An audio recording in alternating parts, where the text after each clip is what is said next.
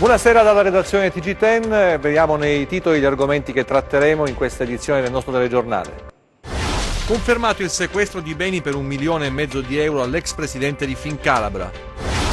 Il presidente della regione rivendica il lavoro del suo governo in materia di esportazione. Abbiamo fatto meglio di chi ci ha preceduto. Revocato il divieto di risiedere in Calabria per l'ex deputato Galati, lo ha deciso la Cassazione. Lavori di completamento della 106, la deputata del PD Bruno Bossio presenta un'interpellanza al ministro Toninelli. Beccato un pensionato che vive in Argentina ma incassa l'assegno di pensione in Italia, avrebbe truffato l'INPS per 4 anni. Il centrocampista argentino dice che i lupi possono farcela con chiunque, anche con il Palermo. Il Crotone prepara la sfida a salvezza con il Carpi. Ancora buonasera, dunque la cronaca in primo piano in questa edizione, confermato il sequestro di beni per 1,5 milioni di euro all'ex presidente di Fincalabra, 47 milioni di fondi investiti in investimenti ad alto rischio per un danno erariale appunto che ammonta a 1,5 milioni di euro. Sentiamo. Avrebbe utilizzato fondi comunitari per l'acquisto di strumenti finanziari ad altissimo rischio, provocando un rilevante danno alle casse pubbliche, e così la Corte dei Conti ha confermato il sequestro di beni per oltre 1,5 milioni di euro effettuato nello scorso mese di febbraio dalla Guardia di Finanza di Catanzaro a carico di Luca Mannarino, ex presidente di Fincalabra, ente in house della Regione Calabria istituita a sostegno del sistema produttivo regionale.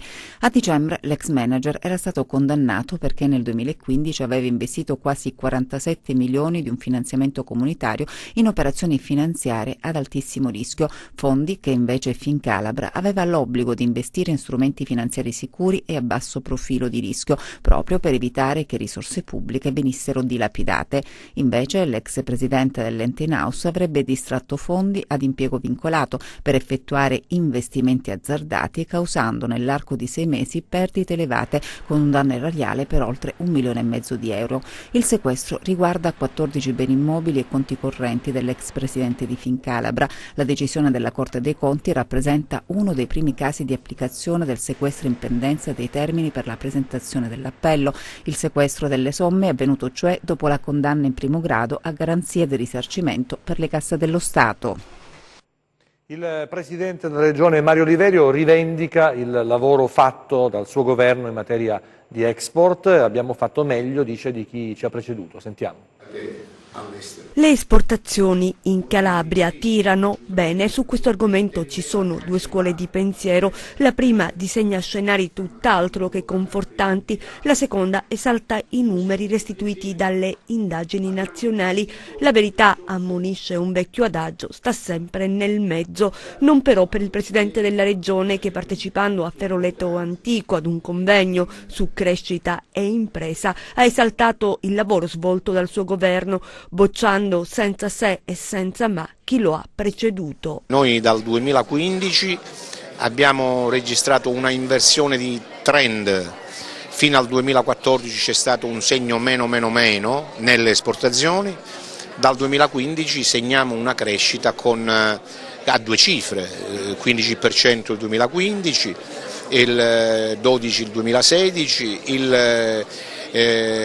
circa il 18 il 2017 e circa il 20, anzi il 22 nel 2018, cioè c'è un trend che in modo costante segna la presenza sui mercati internazionali, perché segna un aumento di export delle produzioni calabresi. Abbiamo aperto presenze e finestre per le nostre imprese su mercati che prima non erano lontani o erano assolutamente distanti e sconosciuti dal sistema delle nostre imprese. Oggi possiamo dire che abbiamo ingranato la marcia giusta e abbiamo creato le basi per una espansione della presenza delle imprese e dei prodotti calabresi sui mercati internazionali. Oliverio insomma disegna percorsi di crescita nel settore dell'internazionalizzazione che a suo giudizio stanno attraversando la Calabria da quando si è insediato il suo governo.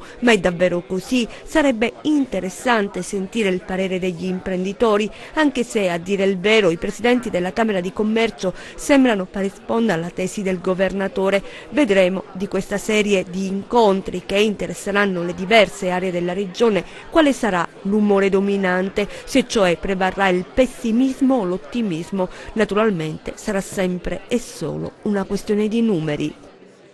I lavori di completamento della statale 106 sono una questione di sicurezza e anche di sviluppo, nonostante lo stanziamento di 10 miliardi da parte del CIPE, non si ha notizia della ripresa dei lavori per il terzo megalotto, una situazione insostenibile riportata spesso agli onori delle cronache dall'associazione Basta Vittime sulla 106. Adesso la deputata del PD Bruno Bossio ha presentato un'interpellanza al ministro Toninelli. Con i governi Renzi e Gentiloni nella scorsa legislatura, con 2 delibere CIPE, abbiamo fatto ripartire un progetto bloccato da 10 anni, il Megalotto 3 per la statale 106. Cioè, grazie anche alle pressioni dell'associazione Basta Vittime della 106 allora e oggi che ci chiede un cronoprogramma preciso, abbiamo deciso come gruppo parlamentare PD, io prima firmataria, di chiedere un'interpellanza urgente al ministro Toninelli per avere appunto una certezza sulla partenza dei lavori. Ancora non c'è un progetto esecutivo, si dice che ci saranno ancora delle proroghe, allora chiediamo a Toninelli, ma se vieni in Calabria a dire che vuoi fare grandi investimenti infrastrutturali, perché poi a Roma ti dimentichi di spendere i soldi che già ci sono? Io mi auguro che presto avremo una risposta. E adesso la nostra pagina politica, sentiamo.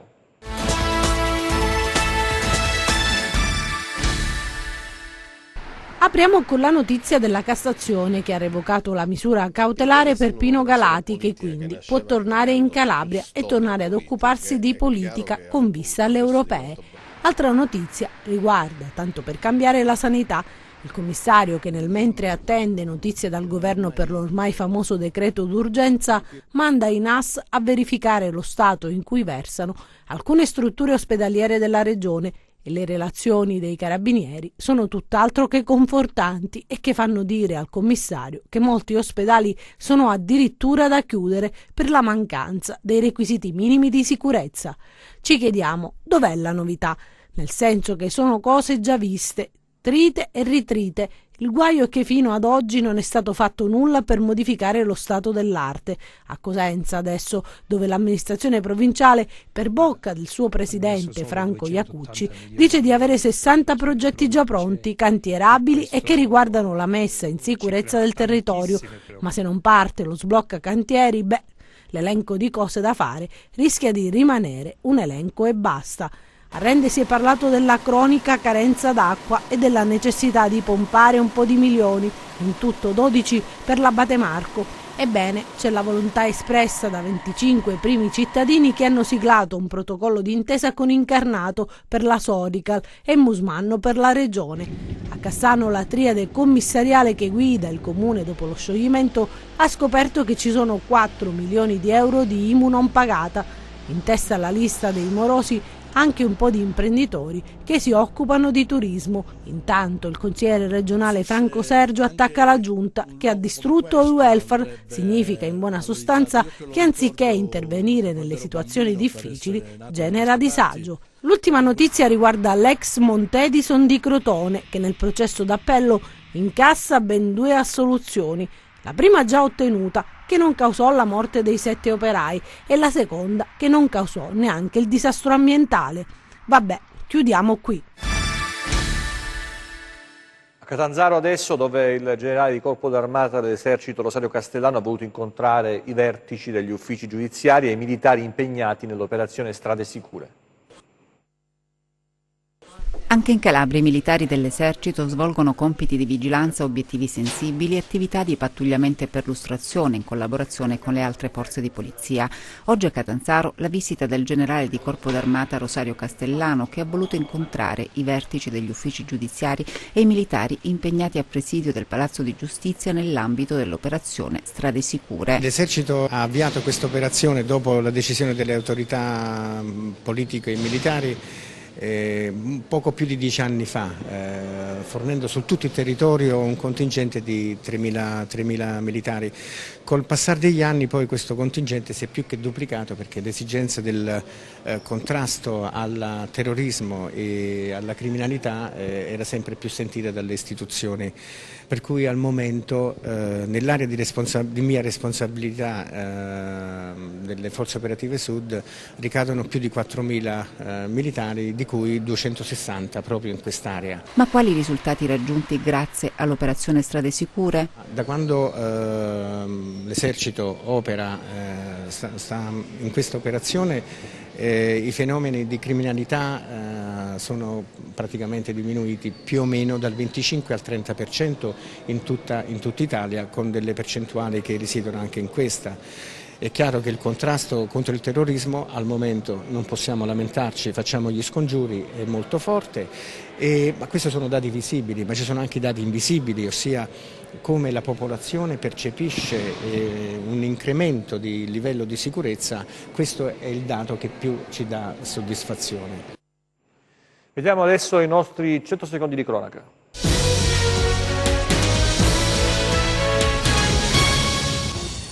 Un anziano di origini calabresi ma residente in Argentina ha percepito per 4 anni, dal 2015 al 2019, indebitamente un assegno sociale dell'INPS per complessivi 30.000 euro. E quanto scoperto dalla Guardia di Finanza di Tropea, l'uomo è stato denunciato con l'accusa di truffa aggravata per il conseguimento di erogazioni pubbliche. L'INPS contestualmente ha avviato le procedure per il recupero delle somme. Perseguita all'ex moglie, un uomo di 34 anni è stato arrestato dalla polizia a Villa San Giovanni. L'uomo era ai domiciliari per lo stesso reato, ma aveva ottenuto una misura più lieve. Il 34enne, però, conoscendo le abitudini della donna, ha iniziato a sorvegliarla negli spostamenti. È stata l'ex consorte, impaurita, a denunciarlo. Una classe intera diserta il corteo di Libera, tra i compagni c'è il nipote di un boss dell''ndrangheta. È accaduto in provincia di Torino. L'assenza avrebbe colto di sorpresa i dirigenti scolastici, in quanto la scuola ha aderito alla manifestazione organizzata a San Sebastiano Po. La direzione scolastica sta cercando di fare luce sull'episodio.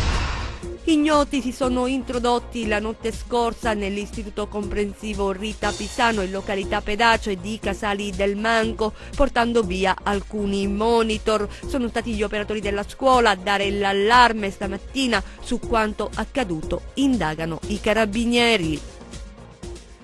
L'imbotte di un balcone all'interno di un arco di uno stabile disabitato in via Santa Lucia nel centro storico di Cosenza si è staccato oggi pomeriggio ed è crollato, però per fortuna senza causare danni a persone o cose. Sul posto sono arrivati i vigili urbani, l'unità operativa del centro storico della Polizia Municipale, una squadra di vigili del fuoco e personale della protezione civile comunale. Lo stabile è stato dichiarato inagibile, pericolante, l'intera zona è stata interdetta e transennata. 2 persone, abitanti di un appartamento vicino allo stabile, sono state evacuate, sono state ospitate da alcuni parenti vicino all'edificio interessato dal crollo. Adesso alla cittadella regionale a Catanzaro, che ha ospitato un incontro studio per approfondire lo stato di salute dell'aria promosso dall'Arpacal e dal Dipartimento Ambiente della Regione Calabria. Vediamo cosa è emerso con Isabella Roccamo.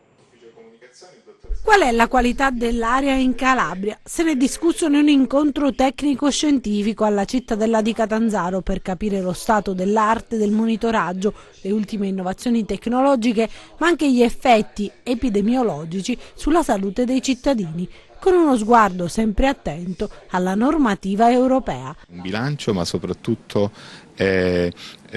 un'occasione quasi unica dopo la strutturazione della rete regionale della qualità dell'aria per fare il punto sulla situazione ambientale nella nostra regione e per cercare di trasmettere quali sono i valori che il monitoraggio di tale responsabilità e di tale complessità può portare in termini di benefici alla nostra regione. Nel corso del seminario curato dall'Arpacal insieme al Dipartimento Ambiente della Regione Calabria si sono trattati temi molto sensibili, Ma vediamo quali sono i numeri che riguardano la nostra regione. La Calabria è una regione diciamo, molto virtuosa. Nonostante alcune fonti di pressione industriali ovviamente limitate rispetto ad altre regioni italiane, la qualità dell'aria è molto buona, ma non è un giudizio a sé, diciamo, di per sé assoluto, è un giudizio che deve essere certificato e giornalmente spiegato a tutti gli stakeholder. Avere un superamento può significare anche una situazione da tenere sotto controllo. Le fonti emissive che generano questi problemi ormai si stanno diversificando e il nostro compito è quello di cercare di capire il motivo per cui alcuni inquinanti raggiungono dei valori magari in zone insospettabili. Si chiama Medioevo e Gioacchino da Fiore, l'evento culturale in programma sabato e domenica prossima a San Giovanni in Fiore. Il calendario delle iniziative che rientra tra gli eventi storicizzati dalla Regione Calabria è stato presentato in una conferenza stampa. Vediamo. Tutto ricorda Gioacchino da Fiore nella sala Liber Figurarum dell'abbazia Florenze. Al calabrese di spirito profetico dotato citato da Dante nel 12° canto del Paradiso sarà dedicato l'evento Il Medioevo e Gioacchino da Fiore, in calendario sabato e domenica prossima nella capitale della Sila. Tante le iniziative del programma presentato in una conferenza stampa. La data non è stata scelta a caso perché Gioacchino morì proprio il 30 marzo del 1202. L'idea del progetto artistico-culturale organizzato dall'amministrazione comunale e finanziato dalla Regione Calabria. Tra gli eventi storicizzati del 2018 ha l'obiettivo di valorizzare la figura e l'opera di Gioacchino da Fiore, nonché farne conoscere i luoghi. Oltre alla ricostruzione del borgo medievale, insomma, ai giochi, danze tipicamente medievali, avremo anche degli appuntamenti culturali, quindi un appuntamento al sabato pomeriggio con i bambini della scuola primaria Salvatore Rota. Hanno preparato questo spettacolo, questa drammatizzazione dal titolo Gioacchino, uomo della speranza. E poi invece la domenica pomeriggio ci sarà il presidente del Centro Internazionale di Studi Gioacchimiti che farà una conferenza su Gioacchino e la città Florenze, la nascita di San Giovanni in Fiore. In più sarà in queste 2 giornate possibile ricevere le visite guidate da parte degli studenti dei licei, degli apprendisti ciceroni, il sabato mattina e la domenica pomeriggio. Il nostro museo demologico sarà aperto sia il sabato che la domenica e per l'occasione sarà possibile, rimasta allestita la mostra degli ori antichi della famiglia Spadafora, che sarà possibile visitare. All'incontro con i giornalisti hanno preso parte anche Riccardo Succurro, presidente del Centro Internazionale di Studi Gioacchimiti, Angela Audia, dirigente scolastica dei licei cittadini, e Anna De Simona, presidente della Proloco di San Giovanni in Fiore.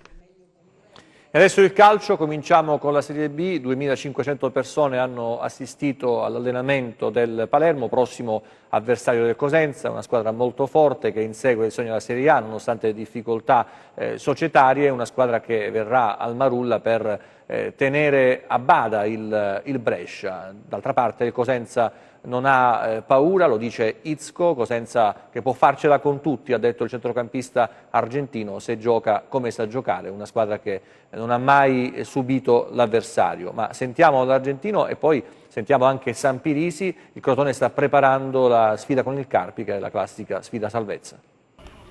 Allenamenti intensi per Cosenza e Crotone. In vista dei rispettivi impegni di campionato, i rossoblu di Braglia si concentrano sulla sfida con il Palermo, che sarà diretta dall'arbitro Volpi, fischietto che ha dato il via alla stagione in Serie B dei rossoblu al Del Duca di Ascoli. Il punto conquistato a Pescara ha fatto riprendere la corsa ai lupi che nelle prossime 8 gare dovranno raggiungere l'obiettivo salvezza raccogliendo il massimo al Marulla e in trasferta. Non serve fare tabelle, perché ogni gara può riservare sorprese, ribaltando pronostici per nulla affidabili. Ecco perché, anche da una gara complicata come quella con i rosanero, si attende una prestazione concreta dei rossoblù e magari punti pesanti. Mariano Izco è l'ultimo arrivato in casa Cosenza. La sua voglia di giocare lo ha portato a forzare il ritmo. La sua esperienza sarà al servizio dei compagni nel rush finale. No, questa partita ovviamente dobbiamo trovare gli stimoli perché giochi con quella che si stanno giocando la Serie A. Quindi veramente sarà una partita tosta, però penso che il Cosenza ce la può fare. E per quello che ho visto io in queste partite non siamo stati mai messi in difficoltà. Sicuramente c'è da migliorare tantissimo perché ci sono partite che tante volte possono andare meglio, però questo vuol dire tanto che il Cosenza è una bella realtà. In casa Crotone si avvicina la partenza per Carpi, la sosta è servita al tecnico Stroppa per lavorare con gran parte dell'organico e in questi giorni si stanno riaggregando acciaccati e nazionali al rientro. A Mario Sampirisi il compito di presentare lo scontro diretto. Questa settimana con le nazionali ci è servita per lavorare a fondo, duramente, e dobbiamo continuare così, dobbiamo fare più punti possibili da qua alla fine per raggiungere il nostro obiettivo che è la salvezza. Adesso la determinazione, la voglia di andare prima sulla palla, come dice sempre il mister, con la cattiveria giusta poi i risultati arrivano, ecco, le qualità si esaltano. Andiamo là su un campo difficilissimo in cui per loro magari sarebbe una di quelle opportunità di vincere una partita, ma noi assolutamente ci faremo trovare pronti perché anche noi abbiamo bisogno dei 3 punti. Buone notizie per la Regina perché la Corte Federale d'Appello ha dimezzato la penalizzazione inflitta al club di 4 punti, soddisfazione in casa Regina per l'esito dei ricorsi, società che ringrazia i legali che hanno curato questo intervento durante il dibattimento e poi si mette in evidenza questo successo che riporta la Regina in alto per giocarsi un posto playoff dopo la vittoria importante contro il Catania in campionato per 3-0 al Granillo. E adesso il meteo per le prossime ore, vediamo cosa ci riserva il weekend.